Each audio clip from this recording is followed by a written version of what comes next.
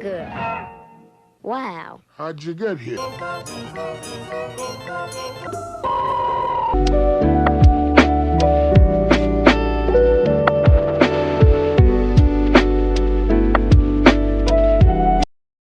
Did any of that actually happen?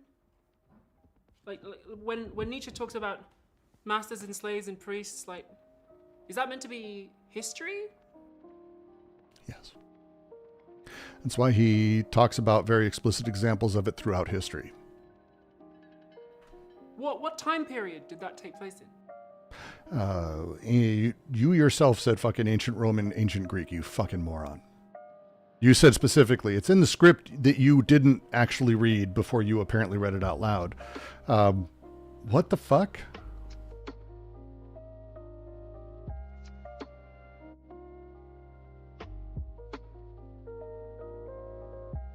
What the fuck? What in the fuck?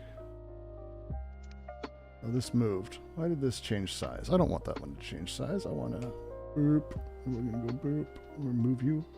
Boop, boop, boop, boop. We're going to make it a little bigger because this is just embarrassing to all hell.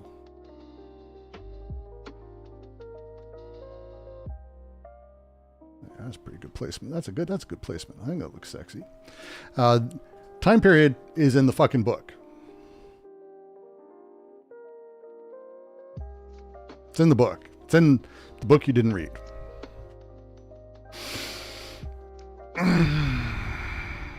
I find everything tiring these days. Nietzsche doesn't provide any citations, like at all.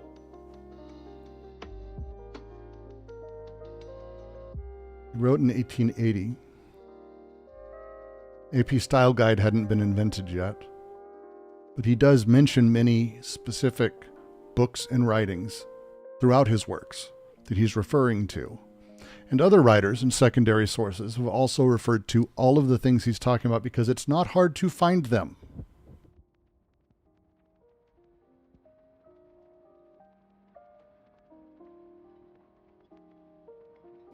Like, Nietzsche's very good. Nietzsche's very good to read. Nietzsche's an excellent writer, and you can, without having much background, you can read him and enjoy his things, because at worst, if you don't get anything out of it, a lot of stuff he says will tingle your brain in that really fun way that curiosity plays. Great line that I will never forget that I've used on my son as he's gotten older. Tell me how a push works. Nietzsche talks about this, by the way, in the Gay Sciences. No one's ever been able to adequately describe how a push works. Where does it start? There's no, like, that thing is fun. That's a fun thought. That's a fun thought. And a fun thought to chase around as you start realizing what he's talking about. Nietzsche's filled with a shit ton of fun thoughts in most of his writing. Just pick it up and read. There is citations. There is references. He's very particular. And if he isn't, which again, when you're using a book that he didn't write that's made of his notes that his sister fucking put together for him, maybe don't bitch about Nietzsche doing citations. You fucking moron. Is the will to power, is that a real? Martial esotericist. The Übermensch goes beyond master and slave through its reconciliation, like how an archer strings a bow to launch their arrows, and the Oberman launches the arrow of destiny. I mean, that sounds like you're quoting something. That psychologists could study and perform experiments? They do, and cognitive psych actually finds that the will to power, libido, drive, and drives are real things that actually work, to be very frank, in a lot of the ways that Deleuze-Guattari and a handful of other people have talked about. There's actually entire fields of study around it, and there's new concepts being created in the field of neurophilosophy. Catherine Malibu and plasticity as a thing is invented in philosophy that's being seen in cog psych. So, fuck you. Yes. Again, no citations. This is like the most arrogant thing that you could do to a thinker from the 1880s.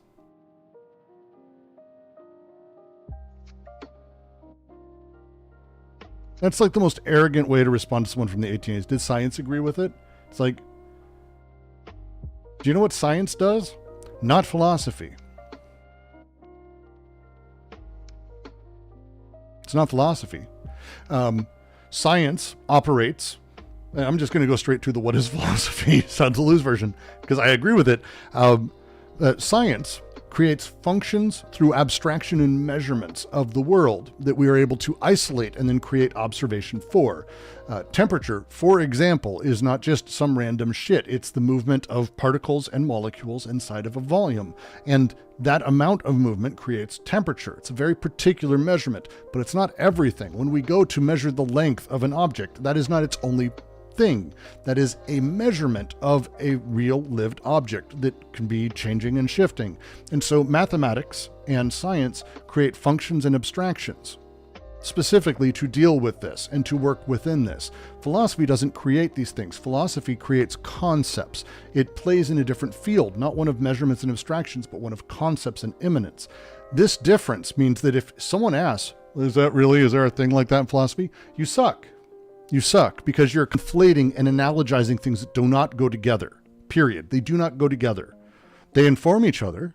Because I know a shit ton of people in cognitive psych who are literal Deleuze readers who take from it. Catherine Malibu's huge. Go read Catherine Malibu. Malibu's amazing. Malibu's genuinely amazing. And she's contemporary. That's like modern. Catherine Malibu, Malabou, plasticity. Phenomenal concept. Citations are for slaves. That's slave morality stuff. Fuck you. Objective reality, that's just how the priests trick That's true. you. This is a subjective vibes only part. No. And if you don't like it, then personal psychological transformation. Just become a better subject. Do you know what else? Nationalism. Doing what the government tells you to do. Joining a herd instead of asserting yourself as an individual.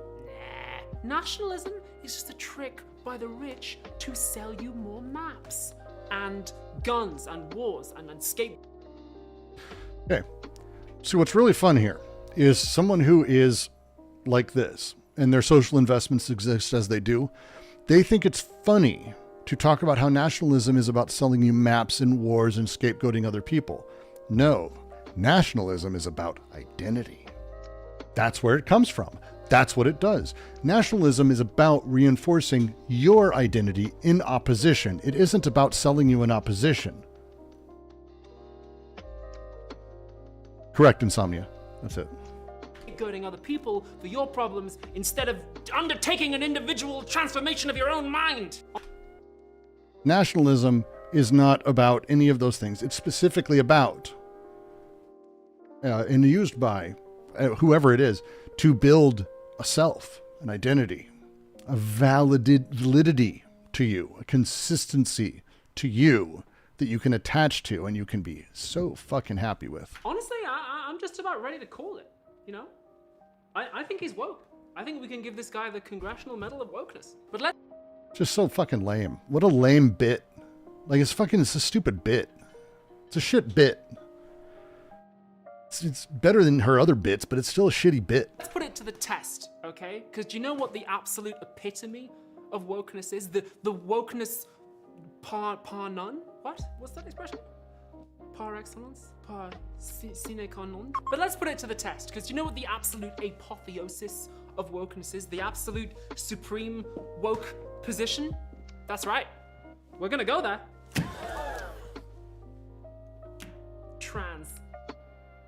I'm gonna make a Nietzschean argument for transness.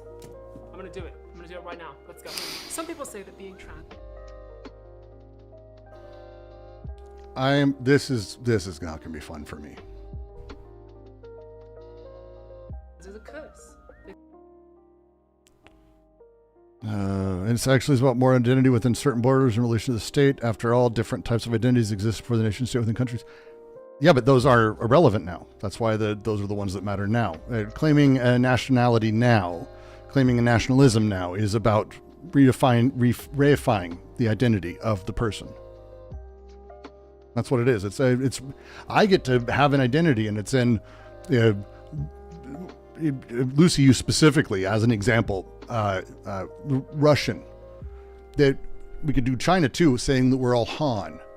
This is not a fucking thing, by the way. These are terms built in order to create a unity and a specificity and an identity of the unique. Poof. They think it's weird or bad, or that we should just assimilate. There are other people who say that everyone's trans. And then there are people who don't know what I mean when I say that. There's a lot of focus on victimhood and pain. Catholic Church, they hate that. But, tell. I'm betting in 50 years, within the next 50 years, Catholics are going to come around on it. It's such a weird church that has to stick within certain guidelines of popular culture. It's fascinating. The government to call you by a different name, changing your own body, that's not joining a herd. That's asserting yourself as an individual. That it could be. Let's see if I can do this dance. The act itself is neutral. The why you do this, I know people who have had full surgery, and they did it because this was their natural drive. They felt this, they went there. And then I know people who did everything they could to have just a fuck ton of plastic surgery in order to be passing. That is just joining a herd. The act of being trans is not revolutionary. It isn't. There's a billion reasons and a billion things behind it. It's the thing or the identity is not it. What you do with it is. What you do with it is. And who you are can be. But being trans is not itself revolutionary as a thing. Blair White is like proof of this. There is a huge amount of trans women who pass, who absolutely consider it as sacrosanct to being trans.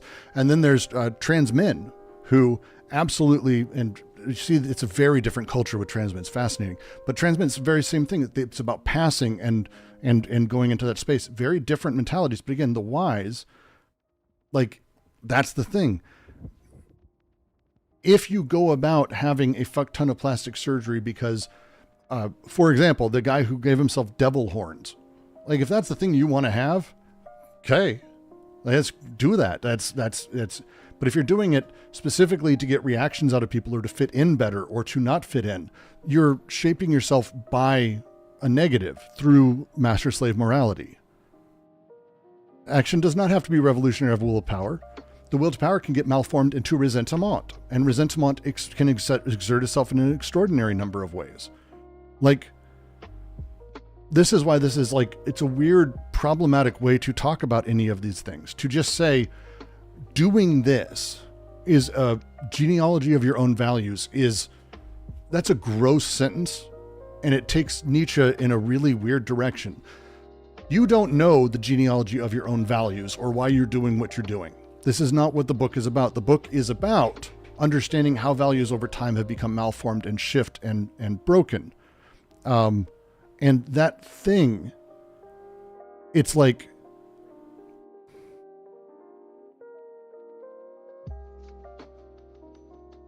I know, here's spicy statements. I grew up in the 80s and 90s. In the 90s, there was trans kids. I'm sure there were trans people. That was not a thing, though, when it was like at high school. There was not like trans kids around. People didn't have that discussion. It was not. We barely had the gay discussion. That's like where my school was at. And also a whole bunch of kids. We'll just say it was not unrepressive school. It ended poorly for everyone. But there were a couple different types of people who played into what I would say is signifiers of being a gay guy. And there were clearly a couple guys who were, and everyone knew, just straight up were gay. There was not even a question. Everyone knew, and it was clear. At this point, I would say probably, if it was 20 years later, be trans. The behaviors of them were very who they were coming out as. They just were. There were a couple guys who enjoyed getting off on like the perversion of upsetting people by playing into that. Were they gay? Did they kiss? No. And one of them was a friend of mine who enjoyed being deeply provocative, and he wasn't. So my question would be, are these the same thing? Their actions are the same. Being gay? No. But none of us are. And this is why this is so shitty to do to people. because you're basically saying to people, and a kid right now who watches this, some trans kid who's trying to figure out their position in life and where they're at and why. And they're like, yeah, it is revolutionary. No, and straight kid, no, it's not revolutionary or whatever. To claim one of these things, to fall into that line, to make the move because you might fit in better with people is the challenge. And this is the thing that we all have in some way. This is not a thing like, I got away from, I'm so great, I got to escape that thing. It's like, no, this is, for Nietzsche, all of us are constantly battling this. We live in a culture of guilt and resentment. We live in a culture that has built it up into us. To act like a simple act or a complex act or any act itself is itself the revolutionary thing. When it's an identity or a behavior of someone or something someone's experimenting with or something someone's curious about is very telling on what someone wants to be seen as themselves and where their personal investments are. I find this very depressing because for a long time I did the thing, I'm a white guy. For a long time I did the thing where I was like, black people are revolutionary, sort of by nature. I was like 17 and I was like, any time I saw, because it was different, a white city, white culture, white everything. So it was like, this was different. It was different. It was amazing. They were revolutionary. They were angry at the world. This is what I saw. It's deeply unfucking healthy. That is not a racial way to care about the world. That's not understanding how race works or how people work. It's also putting an edict on the other race that they're the ones who have to be pushing. They have to be revolutionary. Trans people don't have to be revolutionary. Be where you are. You get to be you. And that's it. Your act is not counter to or in line with anything. Be where you are. That's okay. You are loved. You will be by somebody. I care. Other people care. You don't have to do a revolutionary act. You don't need to be that. Just be wherever you're becoming at. Yeah, Sam Hyde's fallen off. I know. I got called the gay Sam Hyde the other day. Gay Dugan is another one. I appreciate both of those. I'll take it. But it's just be you. You don't force everything to be about society. By having that conversation in the first place, you're already in the trap. That's performing a genealogy of your own values. That's a personal psychological transformation if I've ever seen one. Oh. I got called F-word Rasputin too, which I'm kind of also okay with. I think someone else has called me that live as well. But yeah, I've got a bunch of good names. It's fun. The Circle Specs, I was so... See, I won't go into it. We'll get into Sam Hyde a whole other time. Over, man? Yeah, I'd say I'm pretty over it. For centuries. They've called us weird or mad or perverts. That was the dominant morality. I mean, look at what they're doing now. They're trying to use the entire force of the United States government to stop us, and they still can't do it. Okay, so I'm just going to let you know. They aren't, like... We just watched the video, Todd's video on how identity politics is identitarian and not universal. Allow me to explain why the trans battle is a universal battle. And I understand it hurts some people more than others, very directly. I won't say otherwise, but it's a universal battle because the sexuality that is expressed by anybody being repressed and forcibly pushed back into wherever it is their goal. They don't want me having just non-gendered behaviors or feminine characteristics. They want, and they're okay with, gay couples that have a man or a woman as a clear line of demarcation. What they want, what the government wants, is not to destroy trans people as a thing. They're coming after us. Fuck you. They're coming after all of us and all of our sexuality. That's what they're doing. They hate all of our sexes. That's what they want. That's the problem. It's a universal fight. It is not an individual fight. Fuck. When you transition, you say, all of those people are wrong, and this is sick, actually. No, like, that's sad. That makes me sad.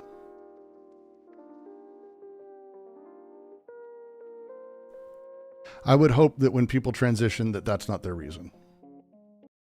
And that's not what the first thing they say is. I hope they... Makes me really sad. Let me ride the lightning. Let me gamble it all. And when I get to heaven, God better call me by she, her pronouns, or I'm not going in.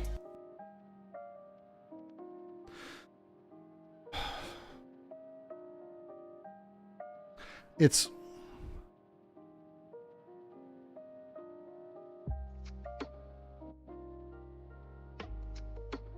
I don't want to psychologize anyone. I don't like doing that.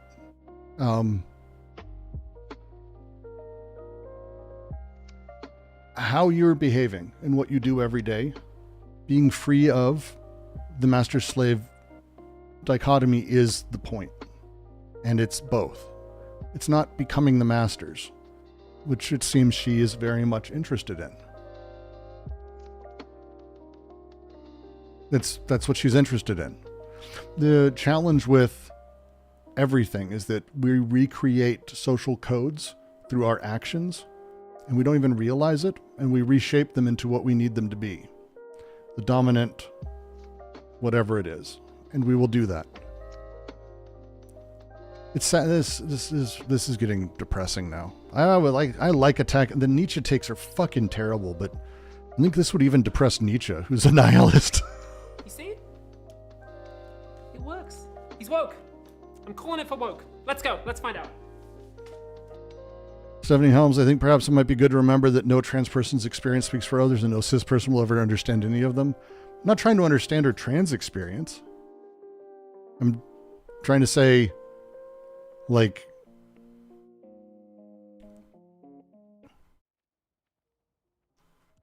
I actually think I said what I said pretty well. My stance on trans women athletes going against biological women is the same as everyone else's. Like, the only difference is, like, physical characteristics. You know, in boxing, we have weight classes. Do that. Do that. I know fucking cis women. By the way, we had one in the Olympics that a whole bunch of assholes decided to say was fucking trans, which is just like layers of just grossness being placed on people and forcing conversations that weren't there. But there are cis women who are extremely testosteroned up. And there are cis men who are extremely not. And we allow all people to compete. And that setup. Sports is by nature an unfair, shitty thing. That's what it is. Michael Phelps will be a better swimmer than me forever. I play basketball better than all of you, especially if you're 5'2". I'm 6'6". What are you going to do? Like, the taller the better. The genetics sucks. So we have weight classes. We have sports for things. Just get over it. It's a very stupid thing. Besides, sports is dumb. What?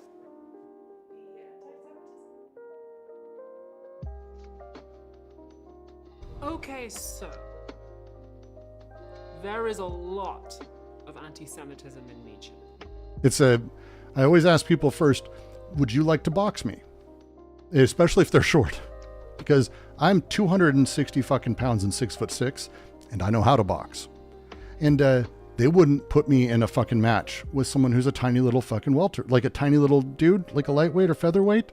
That would be sad. My reach alone is the length of half this dude's fucking body. It's not a fight.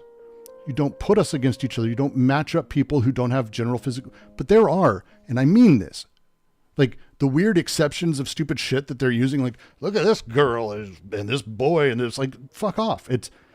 There are classes of things that we don't want to even have a conversation about. There are girls who shouldn't be competing against other girls in the same sport. There are boys competing against other boys who shouldn't be competing in the same sport. Because it's fucked up that we do that. It's fucked up we put kids who are 5'1" in YMCA 4th grade. I was 6 foot in 4th grade. There were kids who were fucking like 4 foot nothing. And they'd play basketball and I'd dominate them. And that made me feel better. It shouldn't have. It's because I was tall. They were probably better athletes. They played soccer better than me. Football, as the rest of you would fucking say it. I didn't. I was tall and uncoordinated. So what the fuck? Like, the very fact that we have these weird, seriously fucked up gendered categories as a basis is the thing. I know women boxers who absolutely should be in men's featherweight. Like, I have no reason to believe otherwise. They can fucking punch and they can hit, and kind of scare me sometimes. These things, these exist. These people exist. Humans are a very wide, giant, weird group of things. Let them all be. Jesus. The priests are consistently identified with Jews. The masters are consistently identified with blonde Aryans. Okay, this is, wow. Oh. Okay. And yeah, Citrus, we shouldn't have sports that give people brain damage. We'll just start there. And Stephanie, we've talked. You're a professional sailor, I know, but we've actually had this conversation. And again, it's tryouts are a thing, weight classes are a thing. All of this shit is like understanding where people are at and letting them compete, because the reality of sports is not that it's actually about who's the best that we can bet on. It's people doing physical activities for them to excel at. And the people who are best in the world should not be competing against other people who can't compete. And they should have versions of that so we can get better. Generally be where you're at and let that be a thing. But that's a whole other thing. So let's get back to Nietzsche, everyone. Let's get back to Nietzsche, because this is awful. There is a lot of anti-Semitism in Nietzsche. There really isn't. And I mean this. There's actually not a lot of anti-Semitism in Nietzsche as a thing. That's not really how this works out. When you read through it, it reads as anti-Semitism if you don't read the thing. For example, Marx has a wonderful piece called On the Jewish Question. That when I say that, people go, ooh, because he's asking about the Jewish question. He's not writing that the Jewish question is a good thing or on the Jewish question. He's writing about it. He's writing about the Jewish question. For Nietzsche writes about the Jewish people and these people and those people, and he's talking about large groups of people that are moving throughout Europe. Very different way of talking about it, but he's not being anti-Semitic in any of it. The priests, when he talks of the priests and the Jewish priests, he's not talking about the Jews. He's talking about Jewish priests in Christianity, because again, Christianity, Judeo-Christian thought as a thing, Christ was a Jew. Did you know Christ was Jewish? So it's a little bit like saying it's anti-Semitic for me to say, hey, you know who runs Israel? The Jews. Is that anti-Semitic? I don't depends on how I say it, right? But it's not anti-Semitic as a fact. It's really insane. There's general shit-talkiness. There's writing from literally 150 years ago, but he outright says that anti-Semites should be shot. Like, he says that's a line in Nietzsche. Anti-Semites should be shot. So it's like, it's really, The priests are consistently identified with Jews. The masters are consistently identified with blonde. And it's negative. Deleuze even quotes this bit. The masters are not like, this is fucked up. This is so fucking backwards. He says, yes, the masters, the blonde Aryans come in like lightning. He's speaking of conquerors negatively. He's speaking of, poetically even, the negative thing that a master is. He's not saying the masters are good guys. It'd be like, for example, if I said, hey, white people just were everywhere the masters in the South. That's the language. And would you go, well, Jesus Christ, Brooks, so you think that to be a master you have to be white? No. I'm just saying that white people have had a hegemony globally and have come like a force and destroyed entire cultures. So you're saying that the people who have all the power are white? You're equating whiteness with power? Yes, I am. Oh God, this is that fucking thing that she's doing. She's doing this in real time, which is fucking wild. Like he literally does call them that. Nietzsche criticizes Christianity a lot, but a lot of his criticism is saying that Christianity is a vehicle for Jewish people to trick everyone and take over the world. No, it's not. He does not say this. You're lying. You are lying. He does not say this. He does not say this. He explicitly says the opposite. I sent Sunday the article earlier, and I'm just gonna fucking restate this. I fucking can't believe, like, every time this shit happens, it's just very frustrating to me, because it's like one of the many, many ways that people make this fucking silly mistake, and they say this dumb shit. To quote from Nietzsche, genealogy. This is Beyond Good and Evil, section 251. The fact that the Jews, if they wanted, or if they were forced, as the anti-Semites seem to want, could already be dominant, or indeed could literally have control over present-day Europe, this is established. The fact that they are not working and making plans to this end is likewise established. What they wish and want instead is to be absorbed and assimilated into Europe, in which case it might be practical and appropriate to throw the anti-Semitic hooligans out of the country. So what he's saying is, yeah, the Jewish people probably could, if they wanted to, take over. They don't want to take over. Instead, what they want to do is join in an egalitarian way. He's explicitly saying that. He does not say that the Jews actively want to trick people and take over the world. It's a fucking lie. It's insane. It's fucking garbage. None of these people read any of these streams. At best, I appreciate the idea of Rickstron that she would watch this. She's not. She doesn't care about any of this stuff. The person who wrote this may watch this at some point. She didn't fucking watch this because she hasn't fucking read Nietzsche. But like, this doesn't make it up. I've done videos on plastic pill. No one gives a shit. These people don't care. She is beyond everything. She is a complete bougie fucking weirdo at this point. She's way beyond anything else that we could have a conversation with here. It's very, very depressing. But she's beyond that, and it's awful. It's however incorrect what he said about Jewish people wanting to assimilate.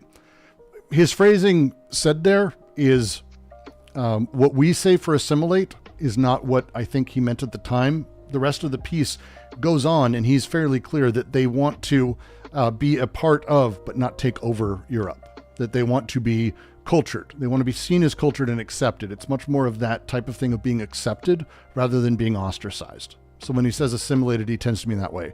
But it's tough, if that makes sense. It's again, I'm reading a sentence. It's a lot, but Nietzsche never says that Jews want to take over the world.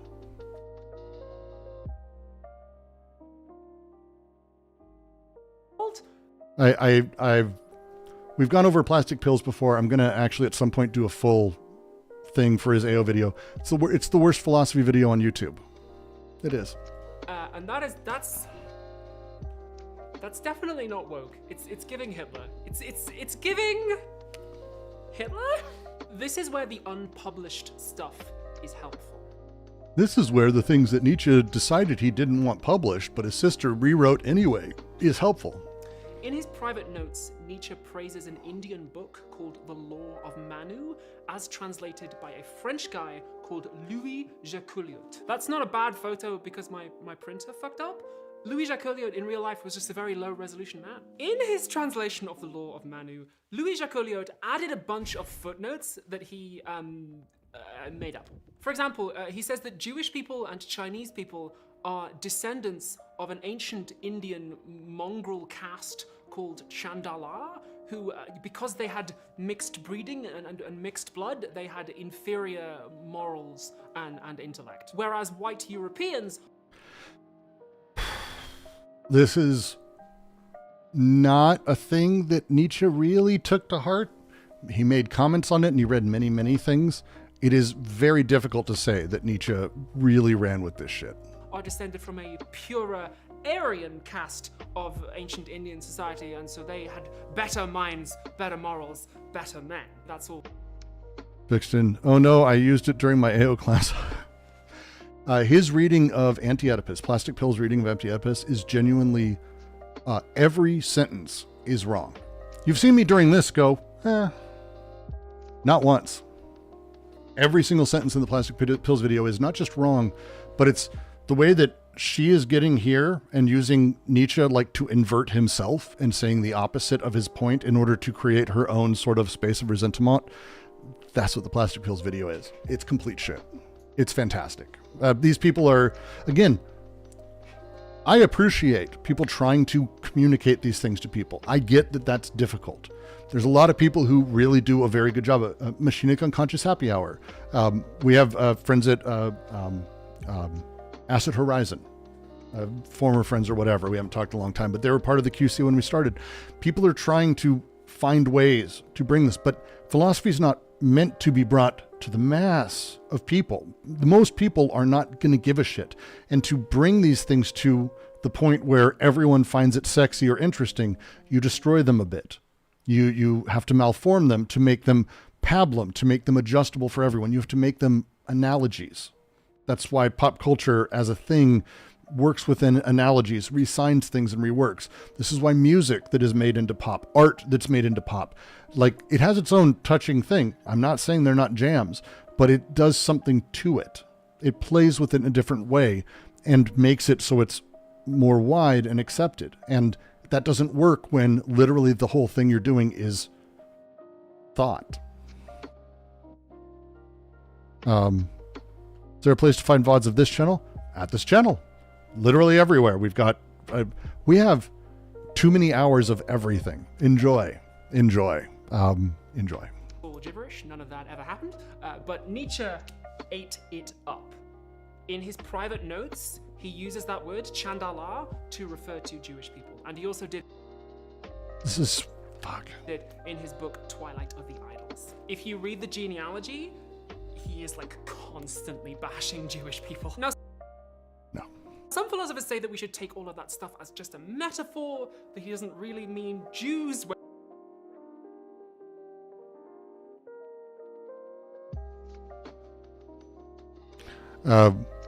Stephanie, I think Secret Agent Dan was actually talking about plastic pills, just to mention. Secret Agent Dan generally been pretty good about the gendered stuff. Maybe. When he says the word Jews, but like... We're talking about idiots in general, so it's tough. I mean, in this book, he says that the slaves had different skull shapes than the masters. He says black people can't feel pain as much. He uses the word Chinese as a synonym for uniform mediocrity. Plastic Pills is trans now? What? When did that happen? Fuck. I love Nietzsche, Morty says, but I don't think we should wash his grotesque Wagner period. Anti-Semitism was just part of it, so was an opposition to mass education. And he outgrew it. But again, he later writes specifically against this and talks about the mistakes of it and very much, I would say, very much outgrows it. And it's one of those things, it's like, and he literally rails against this stuff later. If like, he does that, it's okay to say, hey, that was fucked up time for him, but to just go all of Nietzsche then. Elsewhere in his work, he just like explicitly defends eugenics. Not really. You can't tell me all of that stuff is a metaphor. Like, the clearest bits of Nietzsche's writing are the bits where he's just being a massive racist. You see, Nietzsche is often sold as self-help, like achieving a personal transformation, the Jordan Peterson stuff. But he is very explicit that not everyone can achieve the kind of psychological transformation he prescribes. Only people of certain races. Here's a quote from Nietzsche's book, Beyond Good and Evil. A capacity for philosophy, taking that word in its great sense, one has only by virtue of one's origins, one's ancestors, one's blood.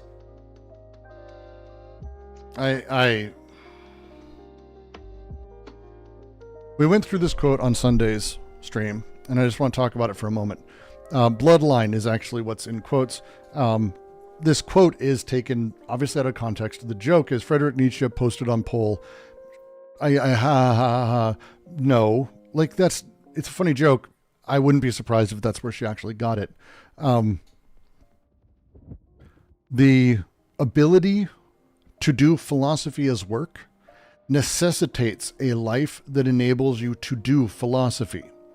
That sounds tautological, but it is absolutely fucking not.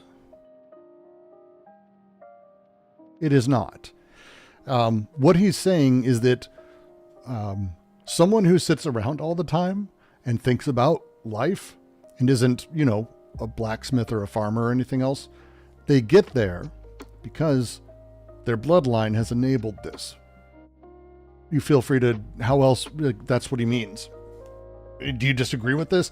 I think the ability for us to be in the position that we can do philosophy of any sort is a privileged position. You don't get a lot of child slaves in the Congo doing grand philosophy and writing secondary texts on Kierkegaard these days for a fucking reason. And that's the point. That's what this entire section about 213 and genealogy of morals. 213, I think. So genealogy of morals or beyond good. I think it's genealogy of morals. 212, 213 is about this. The life of a philosopher is solo. It's difficult. It's not fun. You make no friends, blah, blah, blah. Like it's him lamenting the life that he's chosen to lead, but that he was enabled to lead because of his privileged position. Marx wouldn't have been able to do this without Engels. Like, that's the point. That's the point. He's not saying that his bloodline is so pure that he's able to do philosophy. Moron. God, I'm tired of this. He's talking again about, to go back, you have two types of power. You have the power to act and the power that enables you to use that action. Okay? Potestas, potentias. Potestas, the ability to use it, allowed to use it by law, edict, whatever. Potentius, the capacity. These two things.